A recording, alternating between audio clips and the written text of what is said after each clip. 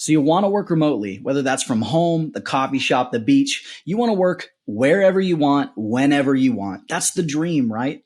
But the reality of working remotely is that it's a lot harder than you think it is. When you're not going in for your 9 to 5 job where your boss is looking over your shoulder, making sure you're punching in, punching out, staying productive, it's hard. It's hard. You have to have more self-discipline. So today I'm going to tell you 5 tips that you can implement, things that you can start doing to be more successful working from home remotely. Let's dive in.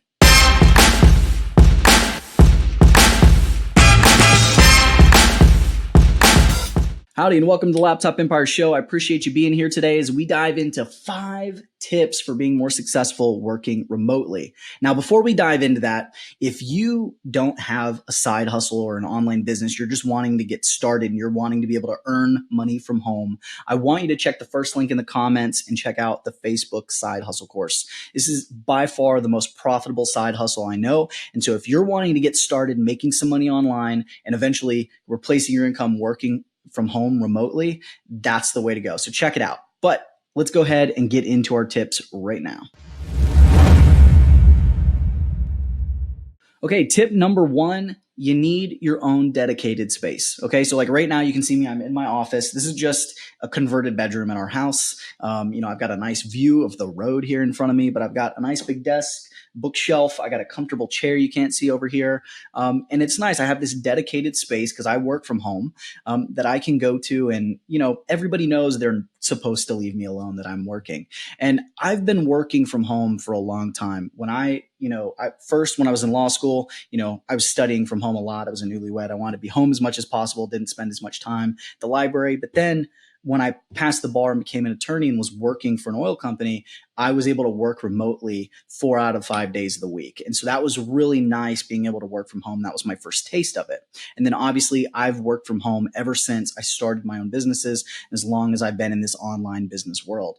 So you need a dedicated space though. If you do not have your own place that you can go and work, you're going to go insane. One, because people will interrupt you if you don't have your own dedicated space, and creating a dedicated space like that, they're more likely to leave you alone because they know, okay, he's in there, he's working. Now, that doesn't always work out with me being married with kids and stuff. My 4-year-old does not understand the concept of daddy's in his office working. He just plows through the door no matter what I'm doing. It comes in.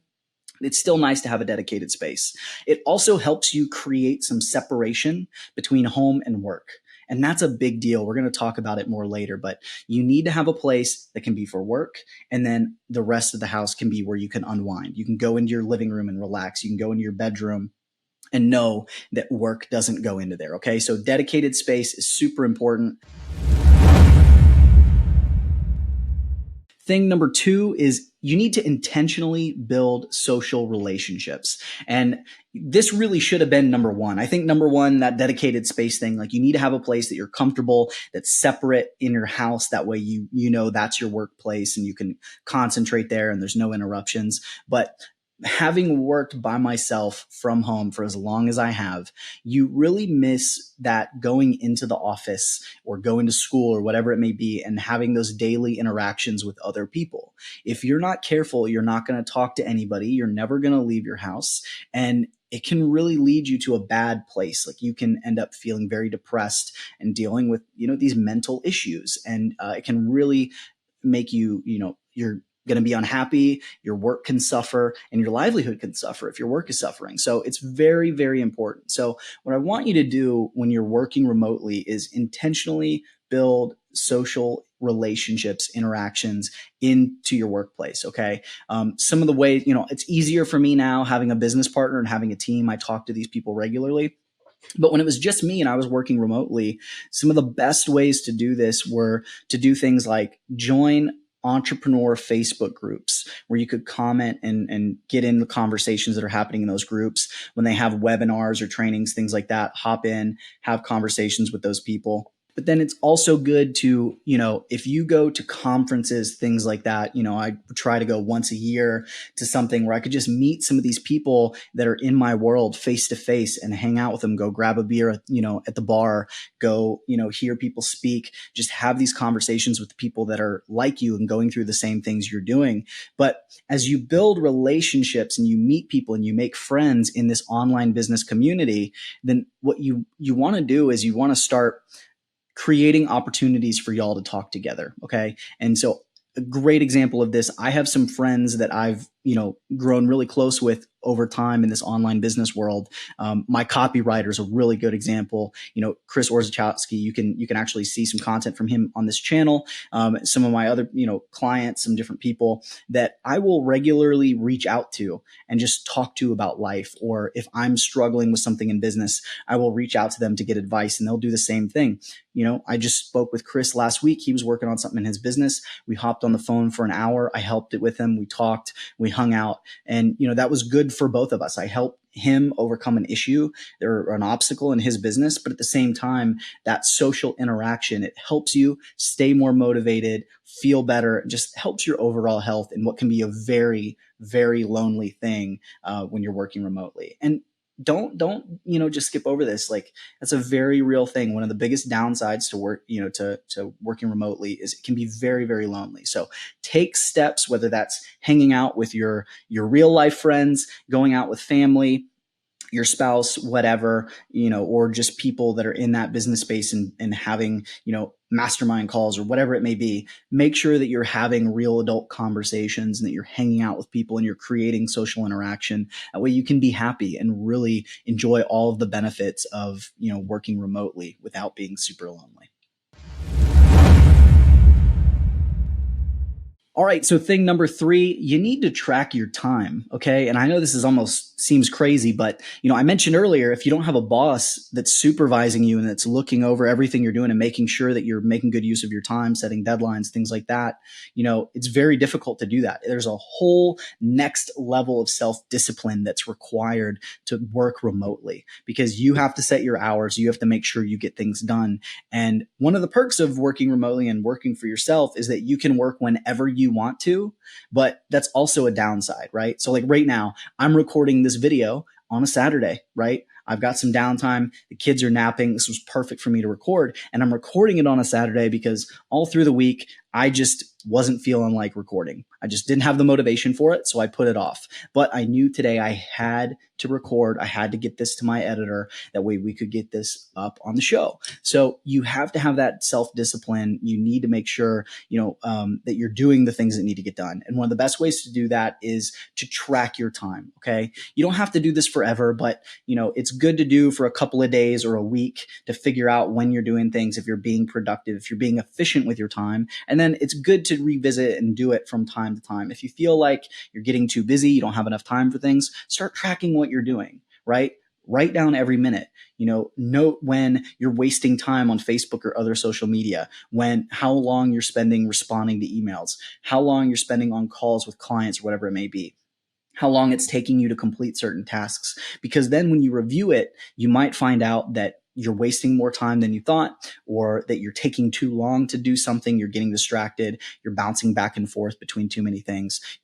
Taking that, writing it down, even the act of tracking, you're going to find yourself being more efficient with your time because you're aware that you're wasting the time and you don't want to do it. You don't want to put it on paper and face that. All right. So track some time. And there's also plenty of great online tools you can use, like Rescue Time, which will actually monitor your computer activity and give you a breakdown of what websites you're spending time on and things like that. And that can be very useful for making sure that you're staying focused as well. Speaking of tracking your time, that brings us to our 4th tip, which is you need to clock out at the end of the day. I firmly believe that it's very important that you have set work times. This is work time, this is family time. And it can be fluid and you can change it from day to day, and I definitely have times where I change and, maybe I'm working in the evening because I need to do something during the day or whatever it may be. That's okay. But you want to do as best as you can to have a clock out time, because it's very easy when you work remotely to just let all the hours bleed together. When you have your own business, your to-do list never seems to end. So you're always going to have something to work on. And if you aren't being disciplined and you aren't getting the things done, you might end up spending all evening trying to get them done. So I think it's really important to have a time that you're going to clock out. You're like, after this time of day, I'm not going to work anymore. I'm completely done. I'm unplugging. I'm going to go spend time with family, whatever it may be. The flip side of that is your clock out time, your clock in time. It doesn't necessarily have to be like, okay, I'm going to get up, I'm going to work from 8 until 4, and then I'm going to unplug, and then I'm not going to work the rest of the day. You really need to be cognizant of when you get your best work done. Like, when's a good time for you, And so, for me, I know I'm kind of a night owl, so I can always get a little bit of extra work done in the evening after everybody goes to bed. So it's really common. My wife gets up so early for work that she goes to bed at like 9:30. The kids are in bed. That's a great time for me to get in an hour or two of work before I go to bed, because I'm going to be awake anyway, and it's super quiet. And being a stay-at-home dad that owns his own business, like, quiet time is rare. So I know that, right? So I know, like, when I first wake up in the morning, I'm just foggy brain. Like, that's not a good time for me. So I'm going to relax. I'm going to do something. I might read, unplug, just I'm going to chill and have me time. And then I'm going to get some work done. And then when my wife gets home, I'm going to unplug. I'm going to spend time with family. And then when they go to bed, I'm going to work again. So create your schedule, know when you're clocking out, know when you're clocking in, stick to it as best as you can. All right, number 5, this is the last one, and I think it's a big one.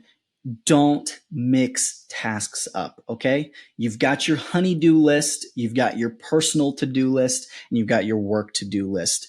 Don't mix them up as best as you can, okay?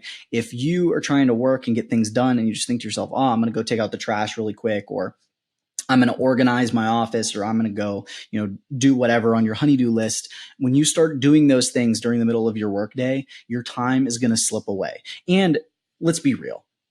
You don't want to do those things. You don't want to do your honey-do list. You don't want to clean and organize. You're using those things as a form of procrastination from your work. And when you're working remotely, it's really important you don't procrastinate more than any other time, because it's so much easier to do, and you're not going to be productive. And if you're not being productive, you're not going to make money. A really good example of this, my wife called me the other day. She wanted to plan something out, like a vacation calendar thing. We're trying to figure it out. And she called me. It was like 1 p.m. and wanted to talk about it. She had some downtime at work. And I was just like, honey, I'm working right now. I can't do it right now. I can't bounce back and forth. Let me work now. That way, when you get home, I can unplug, and then we can handle it then when we're together, right? And that's an example of this. Like, that's really important to me, to keep those things separate as much as possible, because one of the worst feelings in the world for me working remotely is when, it's the evening, I'm home with my family, they're all wanting to spend time together, and I got to go hide in my office and get things done. So try to separate church and state as much as possible. Sometimes that's not going to happen. Sometimes it might be one of those things where, like, you know what? I need to go to the DMV and get my, I need to get a new driver's license, or I need to get it updated. And you might go, you know what? I'm going to go in the middle of the day when everyone's working and the lines are going to be shorter, instead of going at 5 p.m. when everyone's going there. Actually, the DMV is probably not even open at 5, but you get my point. Sometimes you're going to need to do something in the middle of the day. That's okay. Go for it. But as much as possible, try not to bounce back and forth between personal tasks and work tasks. Try and separate them. Have time for work, have time for personal things.